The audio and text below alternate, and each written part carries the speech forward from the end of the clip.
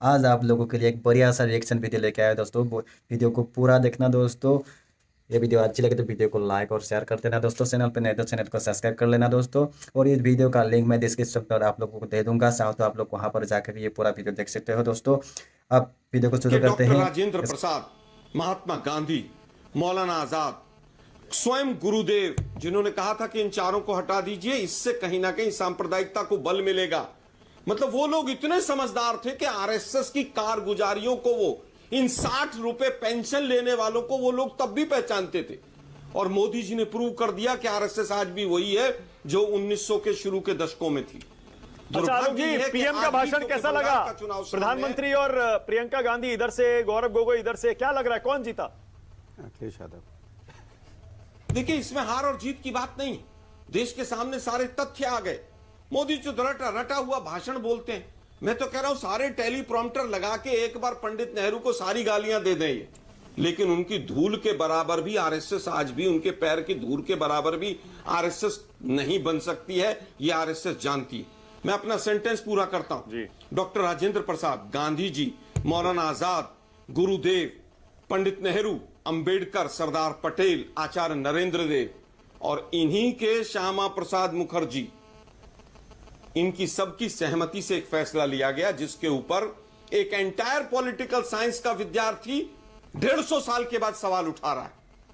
क्यों? क्योंकि उसको ध्यान भटकाना है वोट चोरी से, उसको ध्यान भटकाना है ट्रंप से, उसको ध्यान भटकाना है कि ट्रंप के सामने मैं सरेंडर हो गया, उसको ध्यान भटकाना है कि मैंने चाइना को क्लीन चिट दी है। ये बात करेंगे वंदे मातरम की। वंदे मातरम का मतलब क्या है कि मैं मां की स्तुति करता हूं। अरे आप लोग तो मां की मुखबरी करते थे। अरे आप लोग तो भारत छोड़ो आंदोलन के खिलाफ अंग्रेजों के यहां पर भर्ती करवाते थे। आप लोग वंदे मातरम गाओगे? आप लोगों ने अगर वंदे मातरम गाया होता तो जेलों में गए होते और आप लोग भी स्वतंत्रता सेनानी कहे गए होते, 60 रुपए के पेंशनधारी नहीं कहे गए होते। दुर्भाग्य यह है कि आज भारत मां क्या है यही किसी को नहीं पता। अरे भाई, भारत मां इनके लिए केवल की मुखबरी की, वंदे मातरम कभी नहीं गाया। नेता ने ये कहा, ध्यान भटका आलोक जी हो गया ना, आलोक जी समय दे दिया आपको।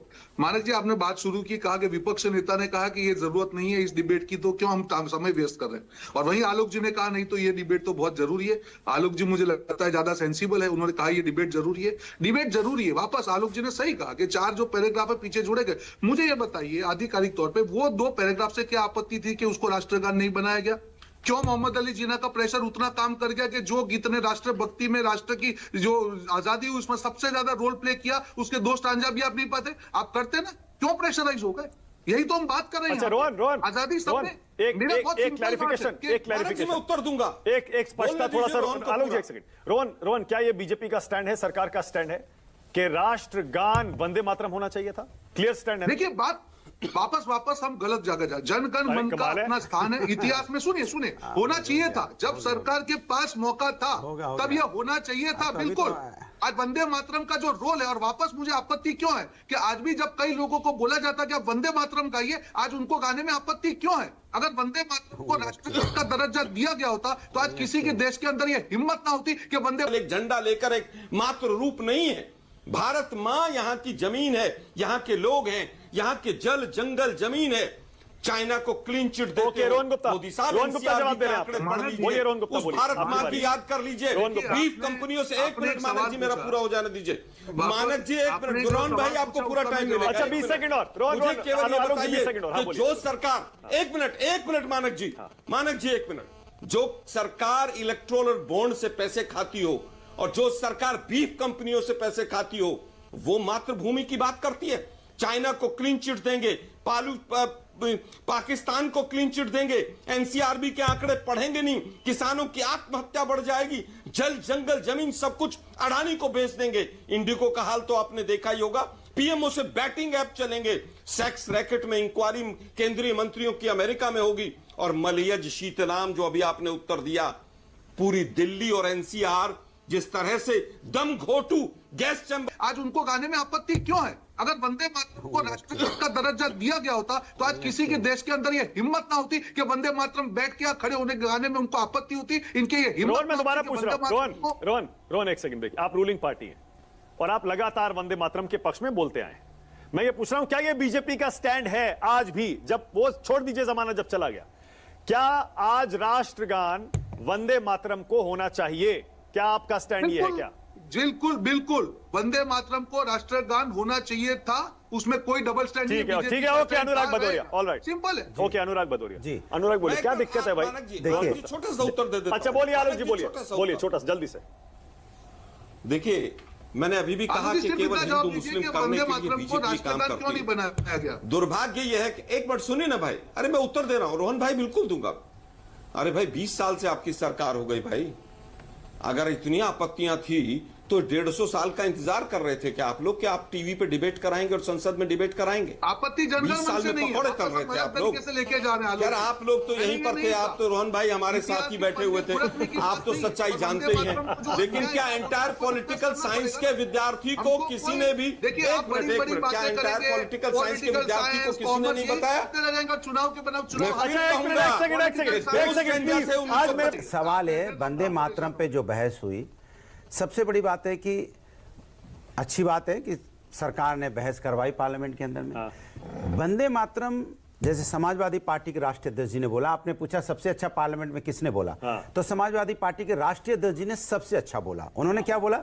वंदे मातरम हमें जोड़ने का काम करता है, हमें एक साथ लाने की बात करता है। यही तो वंदे मातरम हुआ था, तभी वंदे मातरम के यहाँ पे नारा लगा के पूरा देश एक साथ खड़ा हुआ था और अंग्रेजों को इस देश से भगाया था।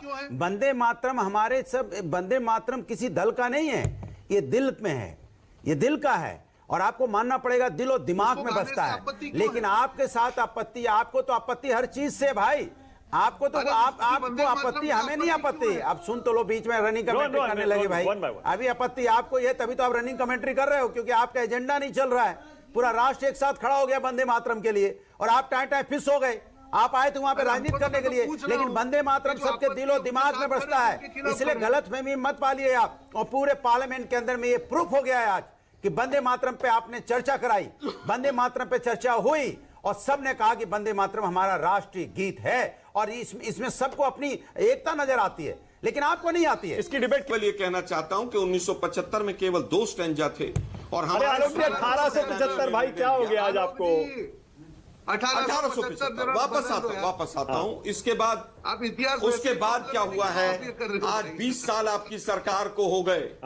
20 साल सरकार होने के बाद भी आप लोगों को आज याद आया, क्योंकि आपको वोट चोरी छुपानी है, क्योंकि बिहार में इलेक्शन चोरी से जीते, क्योंकि बनारस आप चोरी से जीते, क्योंकि इलेक्शन कमीशन ओके एक सेकंड बंद करिए, ये हालत है। एक सेकंड आलोक जी, आपने जो सवाल पूछा एक, रोहन उसका जवाब दीजिए। जनगण मन से आपको कोई दिक्कत है क्या? रोहन, जनगण मन से दिक्कत है? बिल्कुल नहीं, जनगण मन से किसको दिक्कत होगी? पूरी तरह से निर्णय लिया है साथ में, बट वंदे मातरम के साथ अन्याय हुआ है। ठीक है, ओके, अनुराग भदौरिया, अनुराग भदौरिया, रोहन गुप्ता पूछ रहे हैं, हाँ, ये वंदे मातरम से क्या दिक्कत है? नहीं देखिए, क्यों नहीं गाते सब लोग? आप गाते हैं क्या? सभी गाते हैं, लेकिन रोहन गुप्ता जी नहीं गाते होंगे शायद, इसीलिए उनको उनके मन में चोर है। अरे यार, आप तो एक मिनट रुकिए, आपका पूरा सुन लिया मैंने। अरे आपका भाषण सुना, मुझे भी, अरे सुन लीजिए, ठीक है, वंदे मातरम आप खुश हो गए, आप सुन लीजिए, आप खुशी, आपसे तो खुशी रहती है। अरे तो नहीं, अरे तो कहाँ खुश हो भैया, हमें तो आप परेशान नजर आ रहे हो। देखिए सवाल ये है, जरूरत है क्या? मुझे लगता जो है प्रियंका गांधी कह रही है, डिबेट की जरूरत ही नहीं है। नहीं, मुझे लगता है कि भारतीय जनता पार्टी ने ये डिबेट, देखिए मुझे तो लगता है मैं अपने माँ के बारे में चर्चा कराऊं कि मुझसे पूछा जाए कि माँ को प्यार करते हो कि नहीं करते हो। ये सवाल क्या मुझे समझ में नहीं आया। कोई अगर मुझसे पूछे कि अपनी माँ को प्यार करते हो कि नहीं करते हो, अरे मैं तो कहूंगा भैया मेरी गर्दन कट जाए लेकिन मैं अपनी माँ को प्यार करूंगा ही ना। भारत मेरी माता है, ऐसा हो ही नहीं सकता कि कोई अपनी भारत माता को प्यार ना करता हो। अरे एक मिनट रुको रोहन जी, आप बहुत चापलूसी कर ली आपने बीजेपी की, अभी नए नए गए हो, किसी को बोलने नहीं दे रहे हो। अरे भैया नहीं यार, बोलने नहीं दे रहे, कमाल है। एक बार हो गया, 2 बार हो गया, छोड़ो चापलूसी बंद करो, मुझे बोलने दो। इतनी देर से चापलूसी कर रहे हो। अरे मैं आपके पीछे, अरे मैंने आपको सुना, मुझे सुनिए ना। आप भैया आपके बीच में बोला नहीं तो इससे यही जाहिर होता ना कि आप अपने पॉइंट बनाना चाहते हो। कहो तो मैं बोल देता हूँ टीवी डिबेट में, ए भैया रोहन गुप्ता जी बहुत अच्छी डिबेट करते हैं भाई, इनको ध्यान रखिए। रोहन मैं आपको मौका दूंगा जवाब देने का, रोहन मौका दूंगा जवाब देने का, प्लीज 1 by 1, क्योंकि हम भी नहीं समझ पा रहे हैं क्या बोल रहे हैं। हाँ, बोलिए। सवाल है कि हम तो वही कह रहे हैं कि जब वंदे मातरम पे चर्चा हुई तो सीधा सीधा समाजवादी पार्टी राष्ट्रीय तो समाजवादी का मानना है कि हमें समाज के अंदर में एक ऐसा गीत था, गली गली में गूंजा। और आपको याद होगा 1857 के बाद जो विद्रोह थम गया था, उस विद्रोह को दोबारा से कैसे जिंदा किया जाए, बंकिम चंद्र जी ने वो धीरे धीरे वो विद्रोह को दोबारा से जिंदा करने के लिए आपने जो हमारे भारतवासी थे उनके अंदर में भारत मां के प्रति प्यार कैसे जगे, कैसे देशभक्ति जगे, उन्होंने गीत लिखा और इस गीत ने धीरे धीरे अपना कमाल किया, इतना कमाल किया। क्या भारतीय जनता पार्टी उनका अपमान करना चाहती है? अनुराग आराम से, तो टेबल टूट जाएगा। नहीं, टेबल नहीं, कमाल महापुरुषों का अपमान करेंगे। ओके, हर्षवर्धन की बारी। ओके, अब हर्षवर्धन जी आपकी बारी है, बोलिए जरा। हर्षवर्धन जी, ये डिबेट की जरूरत है क्या? हर्षवर्धन जी, प्रियंका गांधी पूछ रही हैं। मैं एक क्षण को तो मुझे लगा कि भाषण चल रहा है। हाँ, बोलिए। हाँ, ये ठीक है, मैं यहीं से शुरू करता हूं। ये अच्छा कहा कि जो संविधान सभा में कहा गया, जो हमारे महापुरुष थे, राष्ट्र नायक थे, तो ये सेकुलर और सोशलिस्ट, ये अपमान किया गया था 42वें संविधान संशोधन में या नहीं किया गया था? एक सवाल तो ये भी अब पूछा जाना चाहिए, क्योंकि संविधान सभा में तो बहुत से सवाल थे और उन सवालों को 70 साल बाद भी सुलझाने की हिम्मत नहीं हुई, उन सवालों पर चर्चा करने की भी हिम्मत नहीं। क्यों? किस बात का डर था? मुसलमानों का डर था क्या?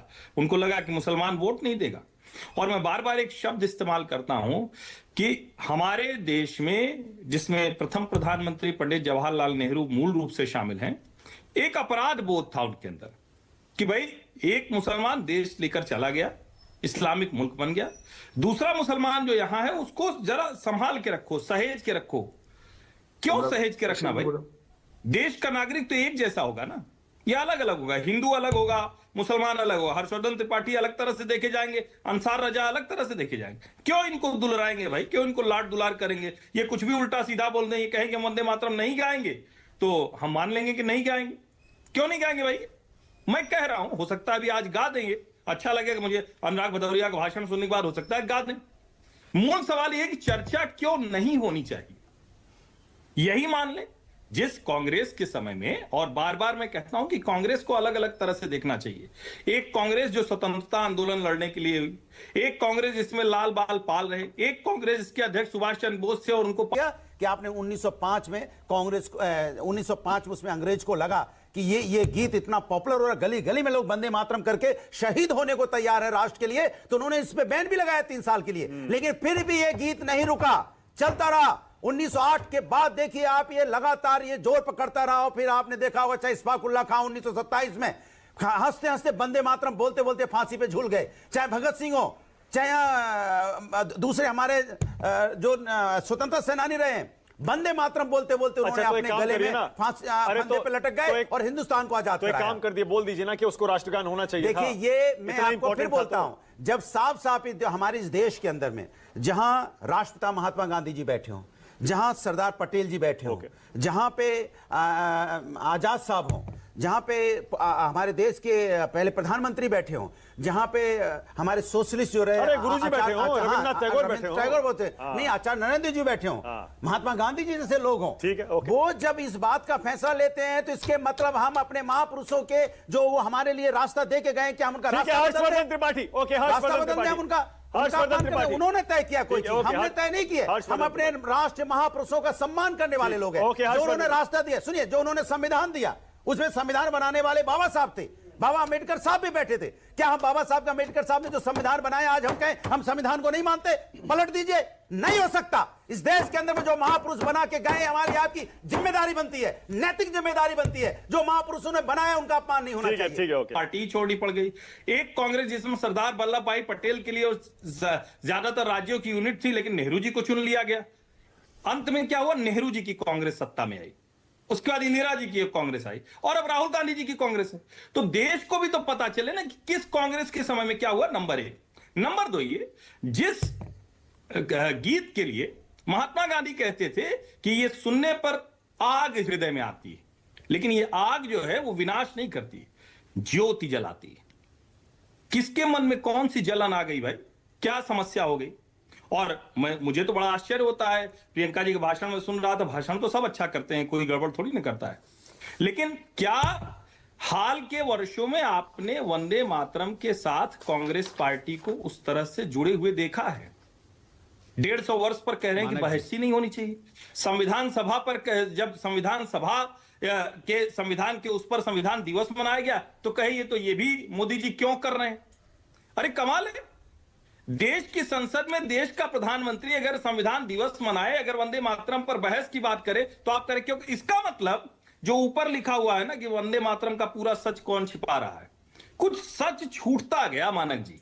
वो छूटा हुआ सच उनको लगता है कि किसी के सामने नहीं आना चाहिए। और आज मुझे उम्मीद है कि जो लोग कहते हैं कि अरे फालतू की बात है, सिर्फ वो त्वम ही दुर्गा दशपहरण धारिणी कमला कमल दल विहारिणी, उसी पर इनको दिक्कत है। आज अंसार रजा जी कहेंगे कि हम वंदे मातरम गाने वाले लोग हैं। इस देश के मुसलमानों को कांग्रेस ने गलत तरीके से प्रस्तुत किया तुष्टीकरण के चक्कर में लगातार। और आज तो हो सकता है कि वो कहेंगे ना ना कोई बात मत करो। मैं तो कह रहा हूं वो छोड़ दीजिए। अच्छा हर जी, एक सेकंड, आपने इसको ज्यादा सिंप्लीफाई नहीं कर दिया, बहुत सरलीकरण नहीं कर दिया? क्यों नहीं गाएंगे अंसार रजा या मुसलमान, क्यों नहीं वंदे मातरम गाएंगे? मैंने बताया वंदे मातरम में क्लियरली, मैंने शुरू में कहा, उसमें जो उसके शब्द पढ़े, उसके भावार्थ पढ़े। मूर्ति पूजन इस्लाम में अलाउड नहीं है, नहीं मानते मुसलमान मूर्ति पूजन को।